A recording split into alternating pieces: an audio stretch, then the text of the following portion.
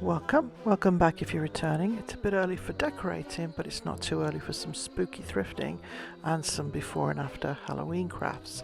So I've been picking little things up over the last couple of weeks. This Down Remembrance Lane was a book I picked up for $1. First of all, the cover drew me in because it was so nostalgic. It was printed in 1965, so it's nearly 60 years old. It's got some lovely poems and stories, and it's really nostalgic, so had to get that. I grabbed these items all for either 50, 25 or 75 cents. They were from, originally I would say, craft stores or the Dollar Tree, things like that, but I got them all obviously thrifting.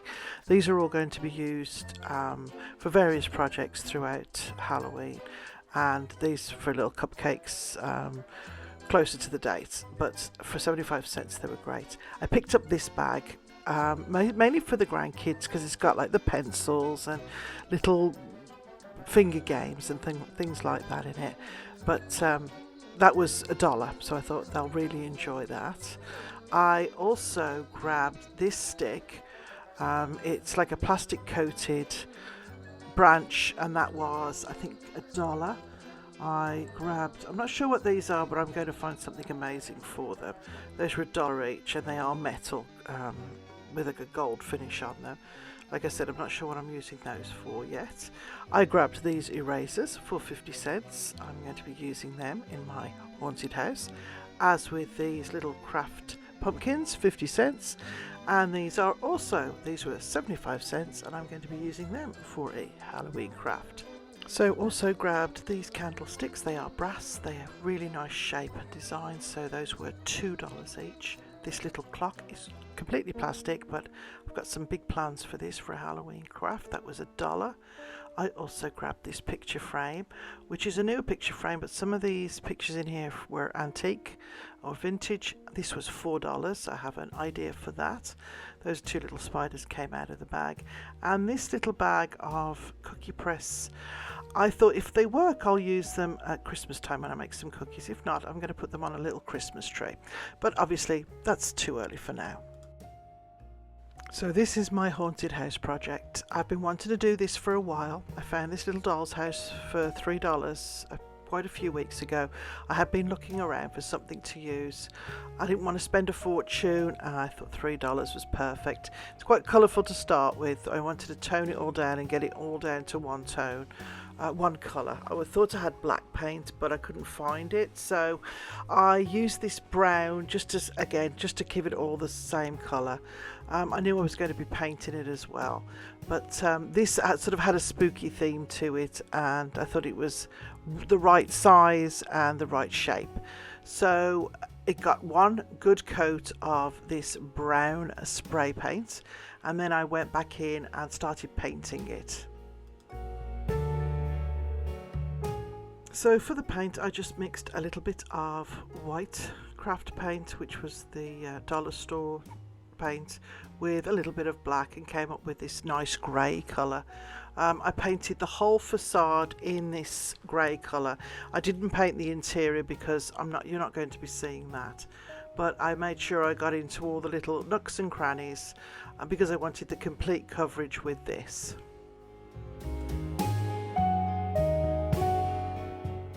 Once that was done, I went over the framed areas, so around the windows and up and down the side of the house, with a lighter shade of the grey. So what I did was I took the same grey, but I added a lot more white to it, and then went around and then did all the trim in the lighter shade.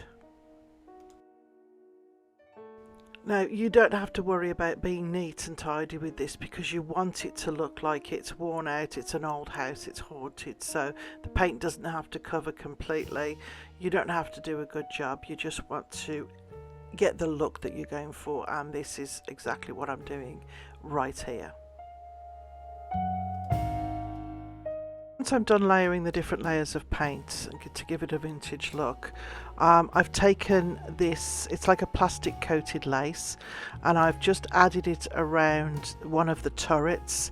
So what I've done, it does have a sticky piece on it, so I'm just going to tuck it around the back of the turret and then hot glue it into place. I'm then going to give it a coat of paint which is the same colour as the base of the house, and then that's just to fill in the area, because there was like a piece that, I don't know, because it was at the thrift store, obviously it wasn't in the best condition, but that didn't bother me. I knew I could MacGyver it to get it to the look that I wanted.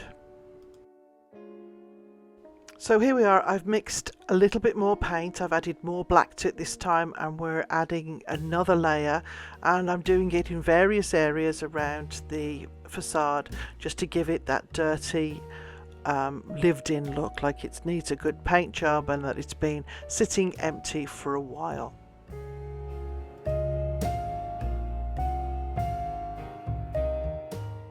I managed to thrift this piece of creepy cloth. This actually came from last year's thrift haul, so it came out of my Halloween box. But all I'm doing is I'm cutting enough pieces to fit behind each of the windows so that it looks like they're raggedy old curtains that are hanging up.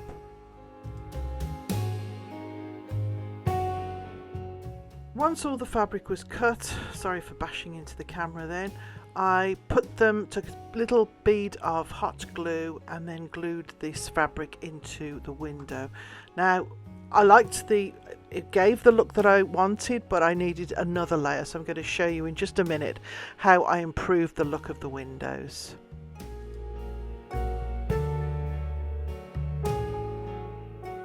So once I was partially happy with the windows, I had been around and stuck some little skeletons and some pumpkins here and there.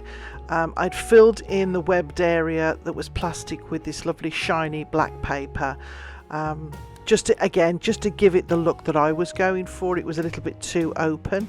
I then took some moss and added that in various areas to give it that lived in, overgrown, neglected look.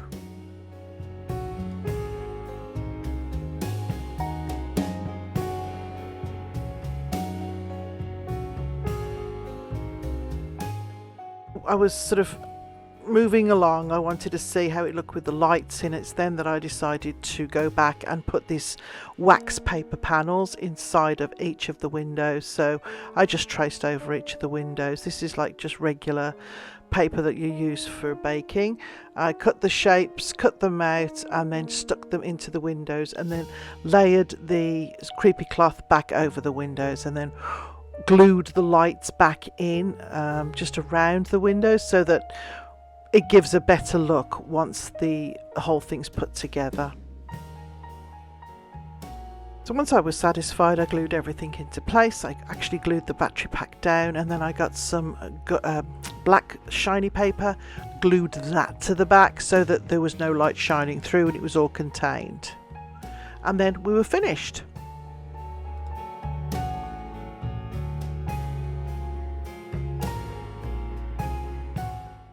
And here is my haunted abode.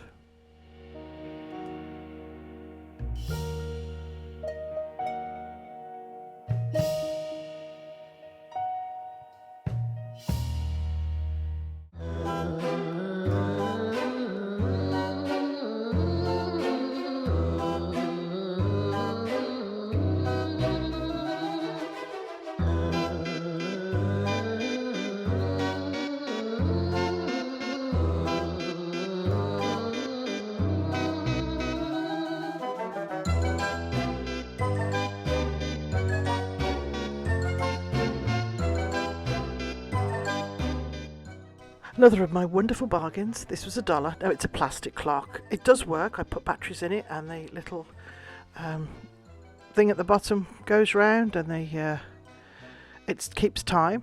So what I've done is I've popped off the glass face of the clock, and I'm going to take the hands off also to paint everything. So this is the little plastic face that I've taken off, and all I'm doing is drawing just a rough spider's web with an indelible marker, and of course this is plastic, so it goes on really easily. Once that's done, I'm going to paint most of the clock with black chalk paint. I'm going to leave some of the gold accents. I may tone it down a little bit with some gold paint, but for the most part it's going to be mainly black and gold.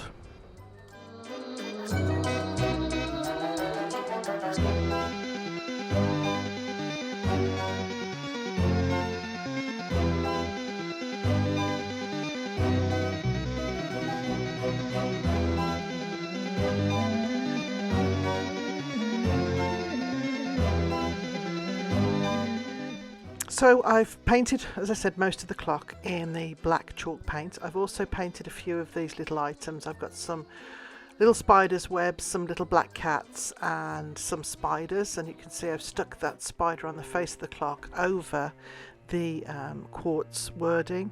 I've then taken the little black cats and I'm sticking them to the bottom of the clock that does the turning. Now I had got two little pumpkins on as well, but I took them off because it was too heavy. But let's have a look at the finished clock.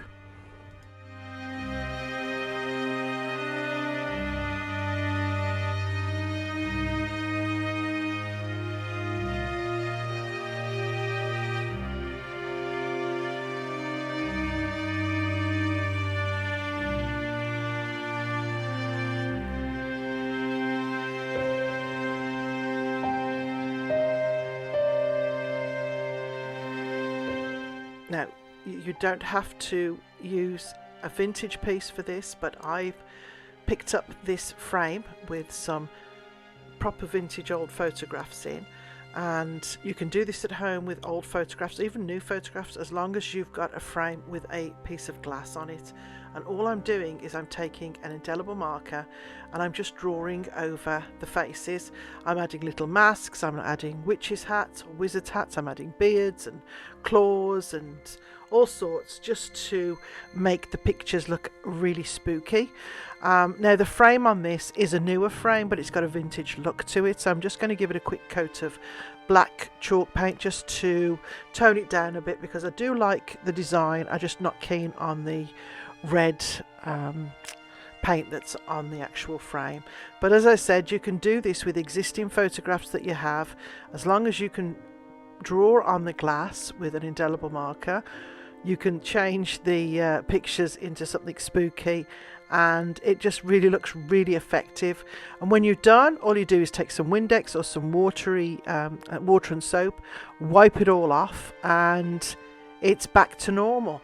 Now what I've done here also is I've taken some extra little pieces and I'm just sticking them here and there on the photograph as well, just to give it an extra spooky look.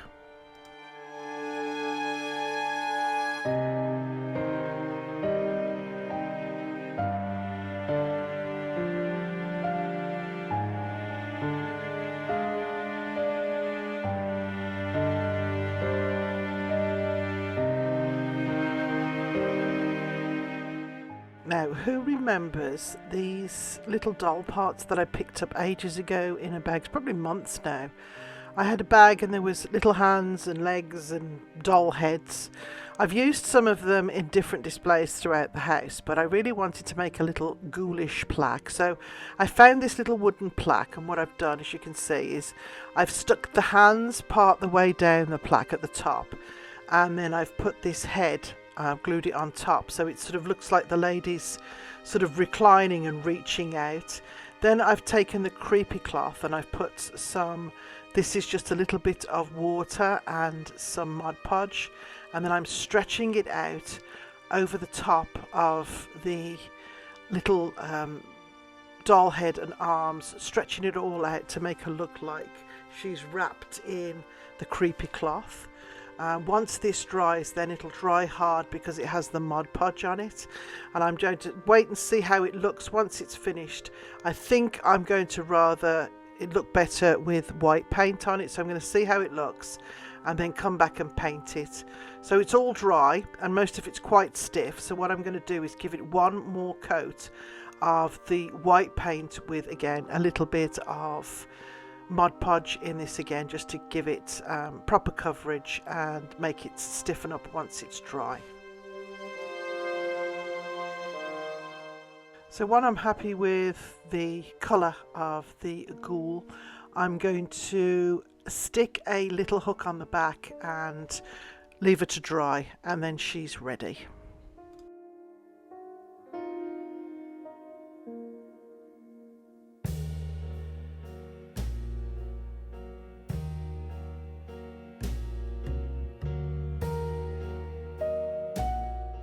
So I've got 2 picture frames that I took from my recent haul, and another 2 pairs of the porcelain arms and hands. And what I've done is I've got this lovely black glittery sticky paper, and I've popped out the inserts of the frames, and I've put the paper on the inserts. I've then cut strips of the same sticky paper, and I'm going to wrap them around the painted frames.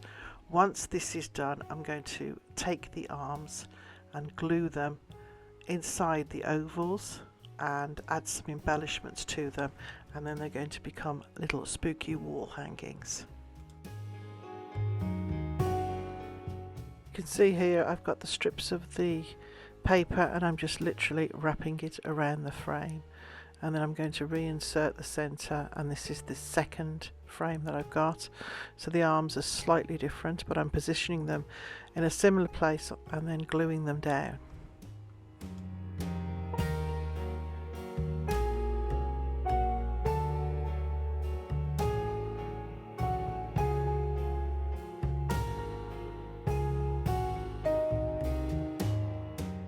Apologise for the lighting, it's not brilliant, there's lots of shadows, but you can see what I've done. I've hung them up. I put the little apple in the one pair of hands, and then there's a little web and a spider in the other.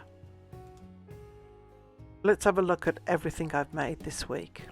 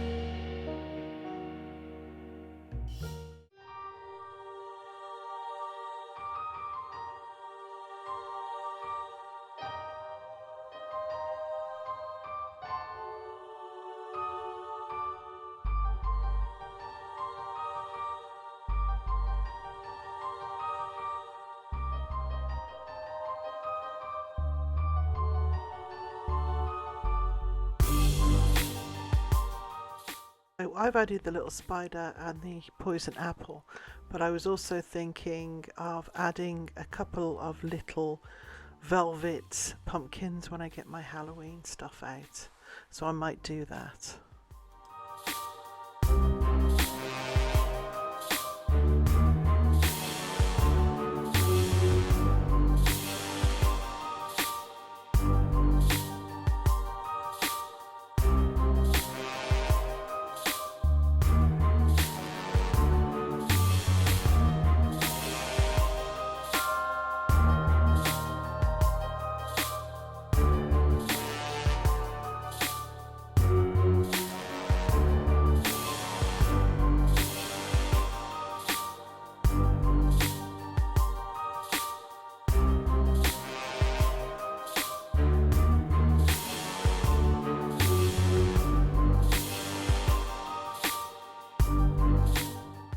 I think this haunted house is my favourite project from this week.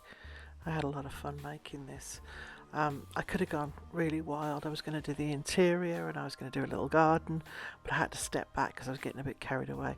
I did actually add the branch into the back. I just slid it and stuck it to the back of the house, but it looks really cool. I've got it on the windowsill in the kitchen at the moment, and I just pop the lights on at night. It looks so cool. So I can't wait to display this on Halloween.